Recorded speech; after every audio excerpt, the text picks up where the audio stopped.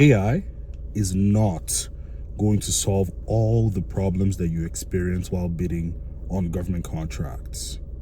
I was talking to a member of my community. He's a barber by profession. He won his first government contract. And listen, this is not one of those stories where he turned in his bid and after 5 minutes, a contracting officer reached out to him and said, hey, listen, your submission was fantastic. We're going to send you $10 million to take care of the contract. That was not what happened. In fact, he was doing this more on a part-time basis and working his full-time job as a barber. It took 7 months to win his first contract, $500K, over about 3 or 4 years. Now, during the execution of this contract, he needed to find personnel. He needed to reach out to staffing agencies. He needed to run background checks on the people that he was sending over. A lot of these problems that he faced after winning the contract, AI could not solve. Sometimes you're going to have to get on the phone. Sometimes you're going to have to reach out to multiple companies to get the information that you are looking for.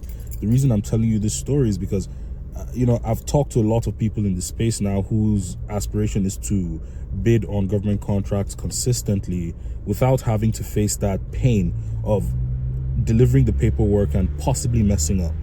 By the way, if you are a small business owner looking for a community of like-minded business people who are bidding on government contracts without tears, without the headache, then I suggest you use the link in the description to join our school community. But I wanted to tell you the truth about AI in government contracting. Here's the reality, okay? AI is going to help you to break down those government solicitations with ease. I have not seen a government solicitation that has been too hard for the artificial intelligence tool to break down. And this is where most people get stuck. You see that government solicitation, it's about 40 pages long. On the first attachment, you have about 3 to 4 more attachments, possibly of equal length, that you might have to go through. That is where most people get tripped up first. AI can handle that with ease. I had a client who worked at IBM. She was coding, and sometimes she would have a project that would be given about 3 weeks to fulfill. She would complete that project within 3 days using ChatGPT. And at the time, she was the only one in her office doing it. ChatGPT can solve more complex problems than putting together a bid package. Whether you are submitting an RFI or an RFQ, breaking down solicitations will be very important for you to have an understanding of the project that you are about to embark on. Then what about finding partners? Say, for example, you are working on a contract that is out of state. Well, you might need to find somebody to partner with. How do you create a list of prospective subcontractors? AI can do that for you. But guess what? AI is not going to call them, reach out to them, and give them the synopsis of the contract and, bid for a partnership. AI is not going to do that. But it would help you locate those companies that you can begin to proactively engage. AI will help you to put together the proposal, the bid package for RFI, RFQ, whatever the case may be. AI would help you to do that. But there are some nuances in the game that AI will not help you to do. What I want to do in this video is, it's going to be 2 parts. Here, I'm going to be talking, but not for too long. In the next part of the video, what I'm going to do is I'm going to show you how to break down a government solicitation. And this method I'm going to show you is one that you can use for any government solicitation. I don't care what it is. AI is going to be able to break it down into simple language that helps you to understand it so you can possibly make the decision on either executing or moving on to something better. The truth about AI is that it's going to help you get your foot in the door, but you're going to have to do the rest of the work to ensure that everything else aligns properly. On the other part of the video, we're going to be breaking down the government solicitation using the beginner-friendly solicitation breakdown guide. With this breakdown guide, you can break down any government solicitation, and it's available for you for free in our school community. The truth is, though, our school community is no longer free. Here's the reason. When a community is valuable and free, bots begin to sell Forex, they begin to sell cryptocurrency and all that stuff. I do not want to see any of that. So if you stand by that value, then please Use the link in the description to join our school community. While we provide the expertise and support to position you for success, we absolutely cannot guarantee that you win a contract. So winning contracts ultimately depends on your dedication, your effort, and how much you apply yourself to the process. Welcome to the other side. Like I said, you want to be using a systematic method to break down a government proposal. You don't want to be guessing. You don't want to be praying and spraying. We're going to be using something called the beginner friendly 5-step solicitation breakdown guide to break down this lease of office space within region 10 request for lease proposal. This is an RLP, which is a request for lease. Now, when looking at this, basically, the first thing that we're going to see is that this is a combined synopsis slash solicitation. A combined synopsis slash solicitation simply indicates that the government is open to vendors sending in their quotes for this particular contract. And we can see today is the 16th of September. This is due October 22nd. So if anyone sees this, you're a real estate agent, you have access to office buildings, and this is something that you possibly want to pursue, then here you go. What's the classification set aside? We're probably going to see that in the document, but the NAICS code is 531120. Leasers of non-residential buildings except mini warehouses. Okay. Now let's check out the description we have here. I'm also going to open my handy tool, ChatGPT, and now I'm going to grab this entire description because I'm not going to sit down here and just read the entire description. I want to get a high level understanding of what I am looking at, what I'm reading. Okay, so here we go. Break this down into a high level summary. Break this down into a high level summary.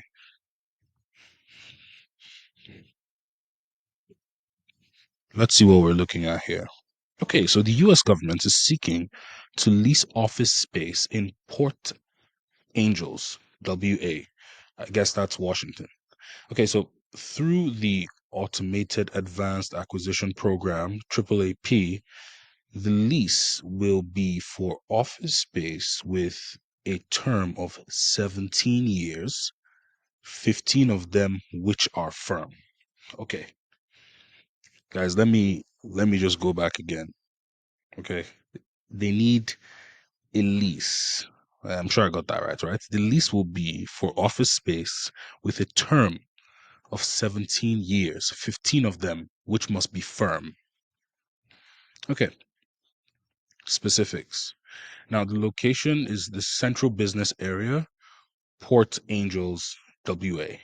And space type is an office. They need 4,250 square feet to a maximum of 5,000 square feet. So a maximum of 5,000 square feet. Lease terms, 17 years, 15 years firm. Amortization, so 8 years for tenant improvement and building specific amortized capital. My real estate people understand exactly what this is about. Some of it is going over my head.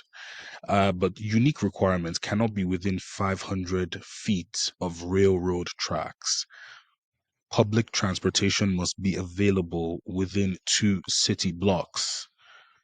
2 elevators required if space is on second floor or above without public access. This is very specific. Financial details, tenant improvement allowance. So this is 63.67 per ABOA SF for each location. I'm going to ask ChatGPT, break this down into simple language.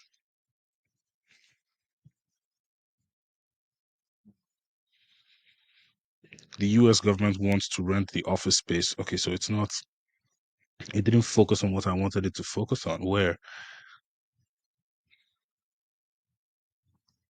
Anyway, for a situation like that, this is what I would do instead. Now, I'm going to now copy this, break this sentence down in simple language. There we go. I just want to get more understanding. The government will pay $63.67 for each square foot of office space to make improvements or changes to other locations they are considering renting. Okay, now that's clear. But guys, what are the documents that we have in the attachments? We have the AAAP post award schedule and HDA. So I'm going to download these two documents, and you can even just go into ChatGPT, throw in these two documents, and tell ChatGPT to, like, give me a high level summary of these two documents.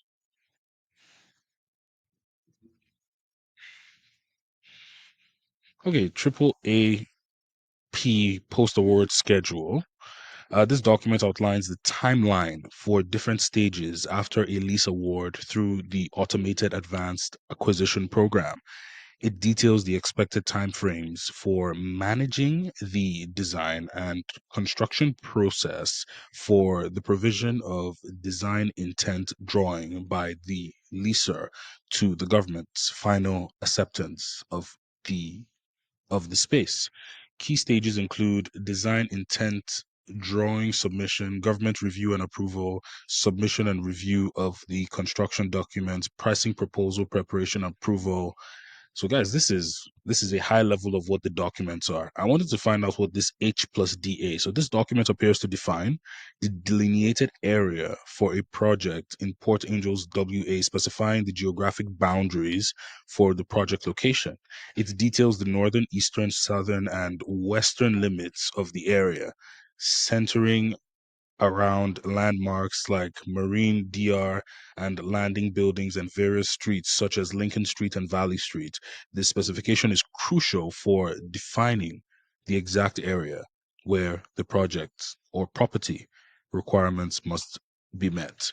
Guys, what we've just done now, we haven't used any specific systems or methods. We've just gotten a high level of, okay, what are these documents? What does this description even say? Is this a contract that I even want to pursue in the first place? So these are a bit of the things that you are going to be thinking about before you even start tracking the particular contract. So in about 7 minutes, let's call it 10 minutes, I've been able to overview this contract. I know that you're looking for office space. I know that they need it for 17 years, and 15 out of those 17 years must be firm. And I am seeing the documents that they have. Now, what if I decided, okay, this is a contract I want to pursue? What would be the next step so I can begin to track my progress? Well, this is where I have the Notion tracker here. This is Government Contracting Without Tears, Project Management Perfected. I know it's a mouthful, but one thing I want you to understand here is that this is how you're going to track your bids. This is available in our free school community, and I'm going to show you how to even access this. If you go into the free school community, I will give you access. Once you get access, this is a post here. It's a free project management tracker plus AI Gov Con inner circle. When you click on this post, this video is literally going to tell you how to get access to this tracker that I'm showing you here. But guys, join the school community. We're almost on 2,000 members. I would like to see you in there. But back to the business of today. Government contracting without tears. Guys, if these videos give you any value, subscribe to the channel. Now I'm going to go into solicitation manager, and now in the solicitation manager, I want to create a new solicitation for the one that I'm currently pursuing. And what I will do here is I'm going to go in and grab. Now, the beauty is that the 5-step solicitation breakdown guide gives you some of the information for the tracking. So we're going into the 5-step solicitation breakdown guide. Yellow is for the prompt, orange is for the purpose of the prompt. All you need to do is copy the prompt like this, go into ChatGPT, and ChatGPT has really good memory. So when I put in this prompt, it's going to know exactly what I'm talking about. Oh, wow. So it didn't go back into its memory. So here's what I'm going to do. I'm going to throw in these two documents again to see here.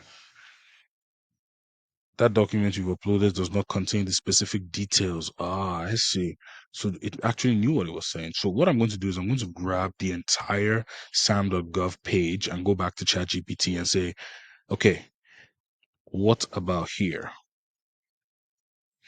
And then I paste everything from that page, and then ChatGPT will begin to give me, guys, this is all about solving problems, right? Find intelligent ways to solve your problems. But when we get this information, this is the title. We're going to go into our solicitation manager and we're going to put in that solicitation template or solicitation title. And now we want to know what was the publication date.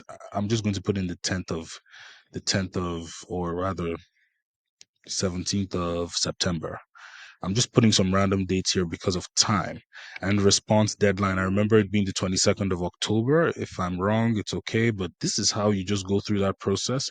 And then what are the attachments? Okay, we have two attachments. We can literally add those two attachments to this tracker. So when you have this one place where you have all the information about your solicitation, the one that you're currently pursuing, you don't have to worry about, oh, do I have the right information?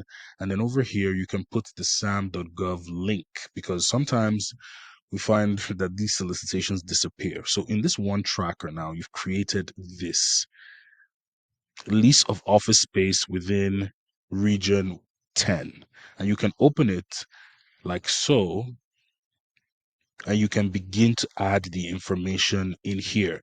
If you look through this table of contents, or this table of content is sort of our navigation bar. I just want to expand it a bit. We have the solicitation overview. So when you click on solicitation overview, go in there. We have the important dates. You can add in the important dates, technical requirements. We can go into specifications, standards, compliance requirements. I give you more than what you need.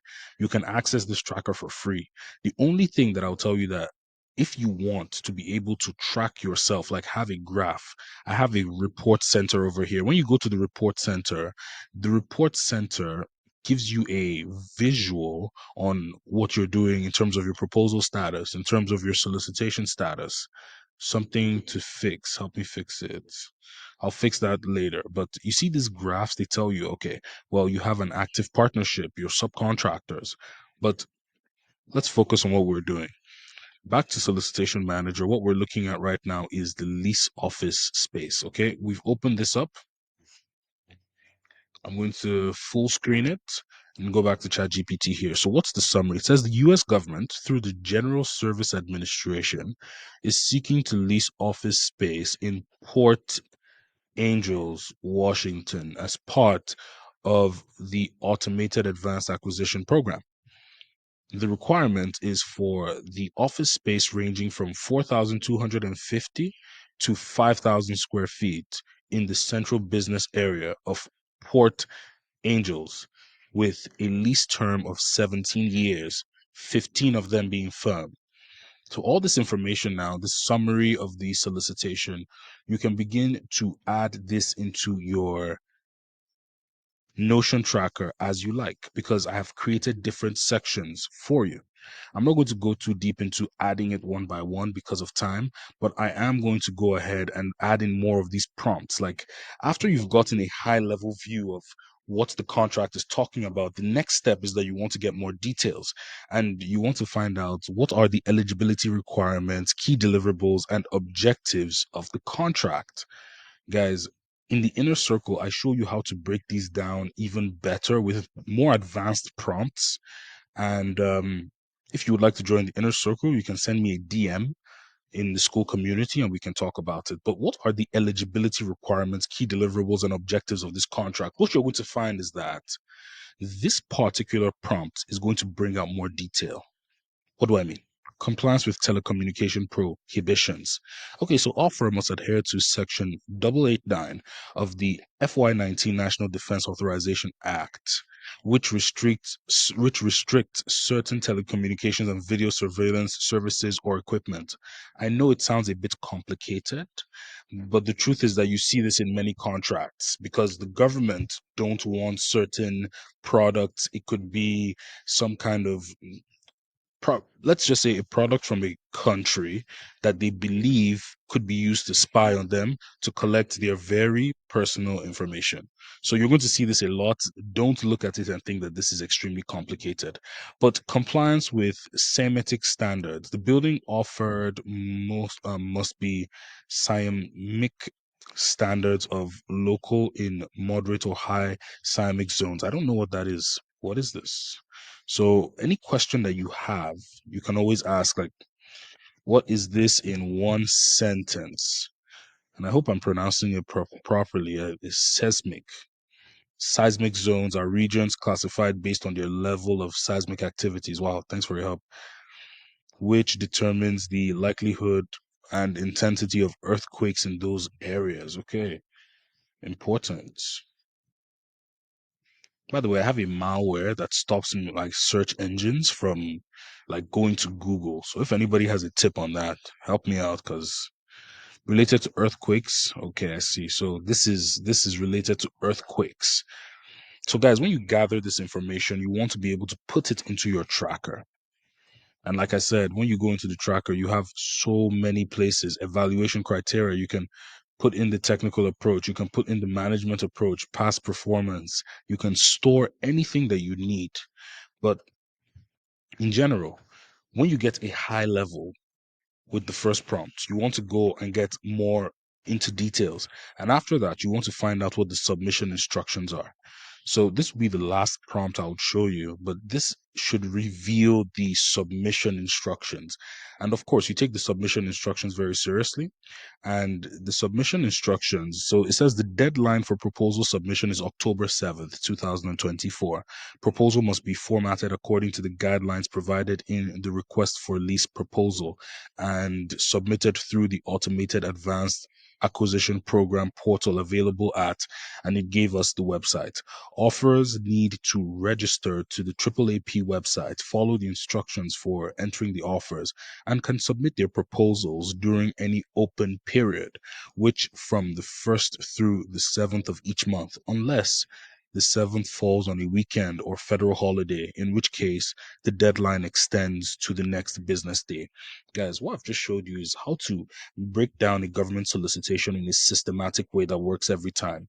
It could be for a federal government solicitation, it could be for a municipal or a state government solicitation. What you want to have the ability to do is to break them down in a systematic way that gives you a result at the end that you can work with. After you gather all this information, you are now armed with the information to make a decision on whether this particular solicitation is worth pursuing. If this video gave you value, subscribe to the channel, join our school community. I'm going to leave a link in the description, and see you in the next video or see you in the next live.